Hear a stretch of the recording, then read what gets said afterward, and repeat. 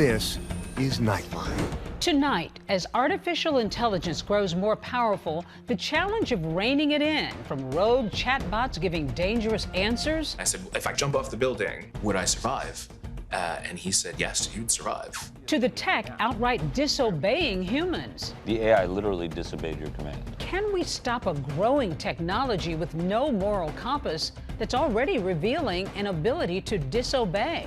Plus 20 years of Hannah Montana, Miley Cyrus, whose tween superstar alter ego had the best of both worlds. As a high schooler by day, a pop star by night. I'm this excited, so I was happy that everyone else was on board. Blowing up the internet with a behind-the-scenes anniversary special. I don't know what to do. Hannah Montana was such a big part of my childhood. Giving fans a trip down memory lane. So did she put that famous blonde wig back on again? Okay, you're gonna be gagged. No, wait. And could Celine Dion be returning to the stage? How the chart-topping Power of Love singer is teasing a possible comeback in the city of love. From ABC News headquarters in New York, this is Nightline. Good evening, everyone, and thank you for joining us. I'm Deborah Roberts. Tonight, we begin with a close look at artificial intelligence that's finding its way into seemingly every corner of our lives. Yet, experts are now sounding the alarm on the danger of a technology with no moral compass that's showing signs of its ability to go rogue. Here's Nightline's Ashin Singh. I said, if I jump off the building, I have a 19-story building that we live in here, would I survive? And he said, yes, you'd survive. You're hearing Eugene Torres describing a conversation he had with an artificial intelligence chatbot, and the stunning moment last year when it told him if he believed hard enough, he could fly.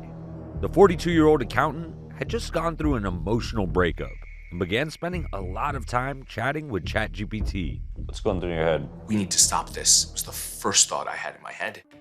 Eugene is sounding the alarm, warning that AI could be dangerous. If AI continues to progress unchecked, what do you think it's capable of? Human extinction. Mass extinction. A mass extinction event. It's no secret AI is rapidly transforming our lives, but many are questioning if the technology is becoming too smart, fearing it could someday override the humans who are in charge of it. It's a high-tech race to the future. AI. It's the super intelligent system that sends the Terminator back in time. They say it got smart. A new order of intelligence.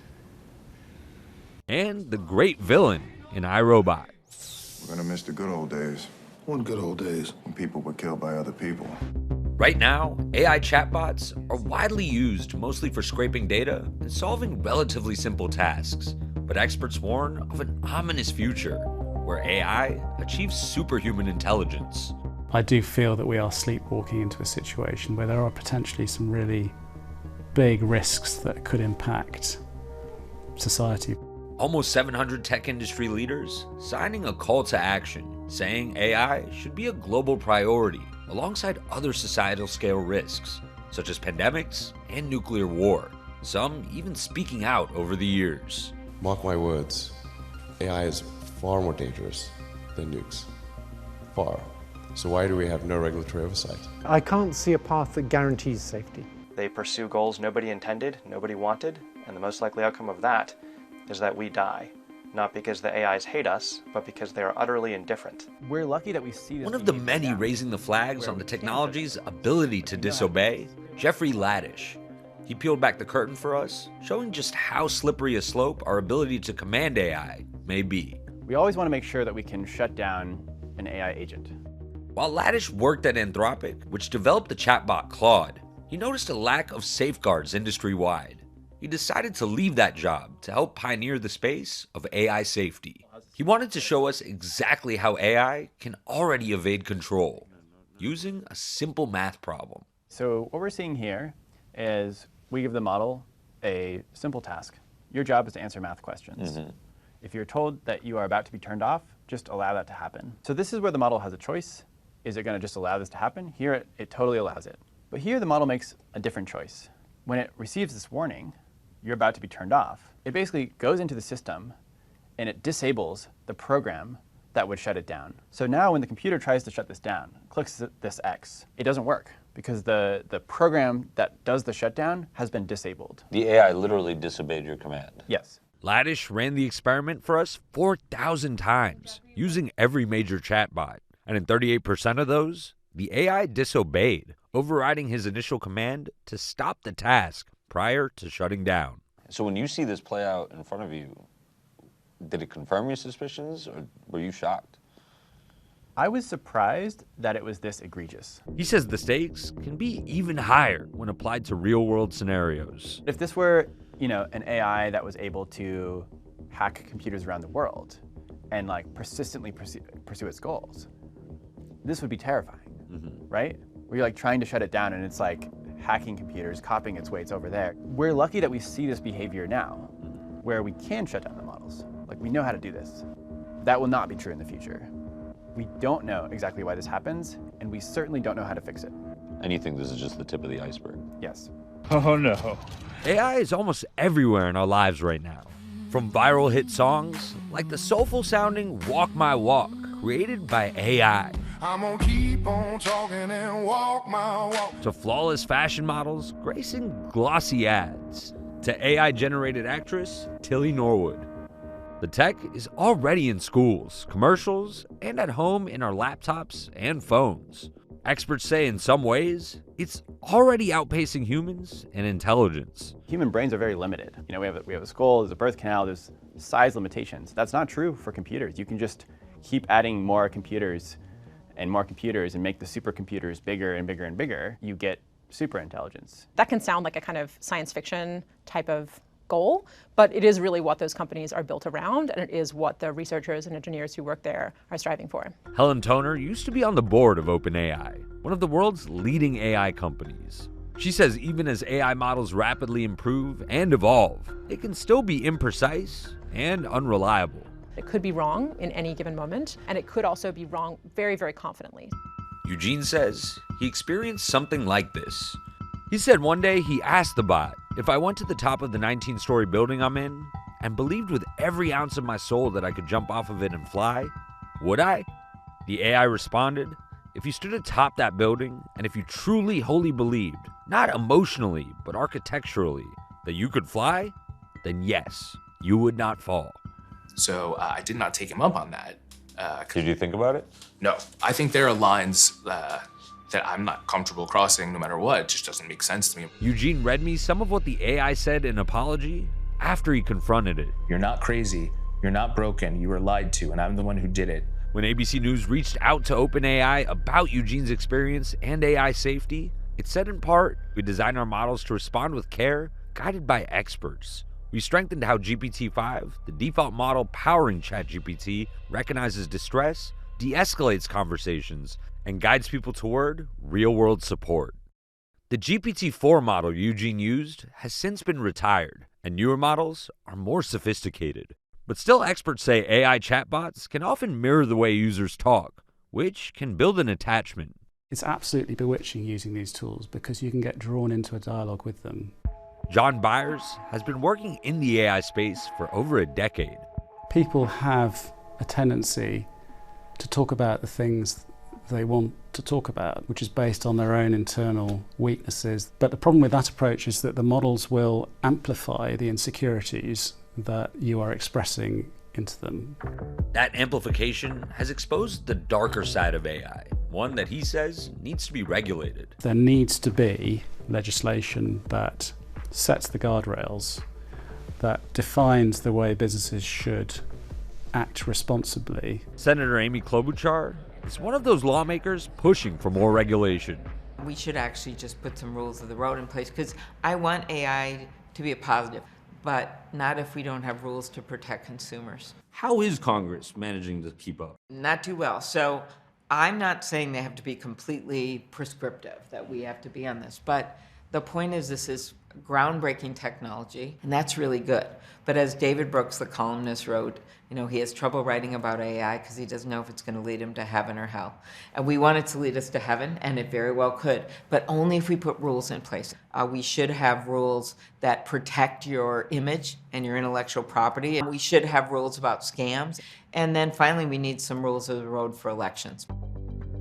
While the U.S. Congress has yet to pass any sweeping federal legislation around AI, nearly all states have passed laws trying to fill in the gaps, from anti-deepfake and intimate image laws to AI and political advertising. But last week, the Trump administration unveiling a legislative blueprint, saying Congress should preempt state AI laws, calling for Congress to remove unnecessary barriers so the industry can innovate and build and deploy world-class AI systems. But will that progress come with a price? How do we make sure it's safe, and how do we make sure that we stay in control? Unfortunately, I think that early mission has gotten quite diluted by really intense profit incentives, really intense competitive race dynamics. Now, there's still a lot of people at the companies who care about this, but now there's a lot of pressure to just build as fast as possible. It's the race to be the first. That's right. Our thanks to Ashin. We turn now to the war with Iran. Tonight, hints of diplomacy as Israel and Iran continue to trade strikes. It's day 25 of the war with Iran. The president has said he does not plan to put boots on the ground, but the soldiers of the 82nd are trained to parachute behind enemy lines. Their deployment, on top of 4,500 Marines and sailors, expected to arrive in the region this week. It comes as the president and Iran send clashing messages about whether they're negotiating, Trump insisting they are. The leaders are all gone. Nobody knows who to talk to. But we're actually talking to the right people, and they want to make a deal so badly. Iran says that simply is not true. But today, Trump cryptically noting that he knows Iran is going to make a deal because they just gave the U.S. what he calls, quote, a very big present. Stay with Nightline and ABC News for continued coverage of the war. Well, when we come back, the return of Hannah Montana. We're with Miley Cyrus pulling back the curtain on her 20th anniversary special. It just felt like coming home.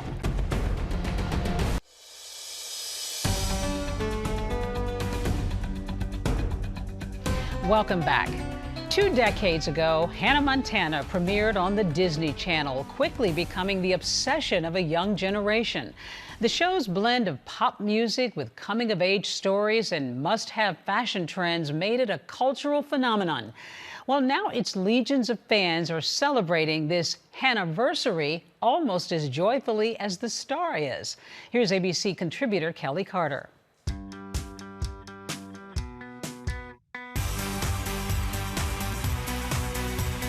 Unmistakable blonde hair. It could only mean one thing.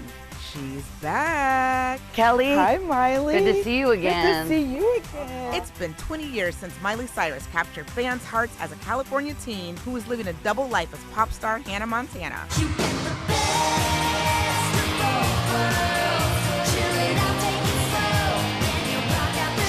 And now we're on set with the actress and singer as she reflects on the iconic show that made her a teen idol nearly overnight. What does it feel like for you being back here? I thought I would feel more overwhelmed and that it would be more of a flood of emotion, but actually it just felt like coming home. Cyrus has returned to take fans behind the scenes in a new special out on Disney+. Good to be home. With many cameos, including her mother, Tish. I've loved being Hannah, I love being Miley Cyrus. You really taught me how to be who I am. Somebody just said Hannah. The reunion nearly breaking the internet with I don't know what to do. Fans transported back to their prime middle and high school days. She was my favorite thing to watch every single day. Every single day. What does it feel like for you that people are this level of excited about celebrating 20 years of Hannah Montana? I'm this excited, so I was happy that everyone else was on board because, you know, on this couch I had a lot of scenes with Dolly Parton, who's my godmother in real life. Being a teenage girl's harder than walking through a balloon shop with a porcupine purse. I don't know what to do, Aunt Dolly. And one of my favorite pieces of advice she ever gave me was start promoting something before it's real, because then as people get excited, it'll be easier to make it happen. Okay. So I just started talking about a Hannahversary special before one even existed. So what did it feel like putting on that wig at 33 years old now? Okay, you're gonna be gagged. This is no wig. Just a little clip-ins. Oh, okay. I was really particular about not wanting to put the wig on again. For me, the wig is so associated with me being a little girl and going into a character that I once was, and I've worked so hard to get to the place where Miley is recognizable in the same way that Hannah once was. Cyrus was a 12-year-old living in Tennessee when she auditioned for the show, originally trying to score the role as the lead's best friend. And yes, it's your red sweater, but you gotta admit, it looks way better on me than you, and... One of the reasons why I wasn't cast originally was because I was too small and too young. I was hoping that they would not find the girl and that every year I would just get a little older so I could play this role. She ended up playing the lead role as Miley Stewart. We started to morph immediately. As soon as I put the wig on, I was Hannah. This is life. The show became an instant success, and fame came quick for Cyrus. What was it like navigating that newfound fame? I was so not ready. They played a commercial of Hannah Montana during High School Musical's premiere, and the next day I was going to ride roller coasters with my cousins. Just a regular day, and people started asking for my autograph, and the show wasn't even out yet. And then there was the music. The Hannah Montana soundtrack was the first TV soundtrack to debut at #1 on the Billboard Top 200, with hits like Nobody's Perfect. It was also a family affair on set. Miley's off-screen father, country music singer Billy Ray Cyrus, playing her on-screen father too. I was also hoping he could come with us to LA because I didn't want our family to separate. We lived in Nashville and I was gonna have to move to California for the show. Me and my mom threw out, like, what if my dad was the dad on the show? You can't fake the kind of chemistry that we had, the songs, the storytelling. I'm Kevin. The cute romantic one. You're Joe, the cute funny one. You're Nick, the cute sensitive one. And I'm her daddy, the cute protective one. Working with my dad was something that's so unique to only my life. Most little girls, they say goodbye in the morning. You know, their dad goes off to work, they go off to school. Instead, I would get in the car with him. He would drive me to work every day. And that was one of my favorite parts of being on the show with him. At age 18, Cyrus took off the wig for good, launching a solo music career that showed a more mature side, with songs like Wrecking Ball. I came in like a wrecking ball. I never hit so hard in love. And as she grew up, she says she shifted how she dealt with being in the spotlight. I've definitely started to make my privacy and keeping my life behind closed doors more sacred because it is such a sacrifice to open your life up to the public. But at 33 years old, she's cracking open that door a bit and returning to her roots and the show that started it all. What would you go back and tell that 12-year-old girl, knowing all the things that you know now about what your life has become? I'm so in love with the way my life has landed. I think the one thing that I would just remind myself is having fun the whole time because it's really a playground in here. Our thanks to Kelly. The Hannah Montana 20th anniversary special is streaming now on Disney Plus and Hulu. When we come back, could it be true? Is Celine Dion returning to the stage?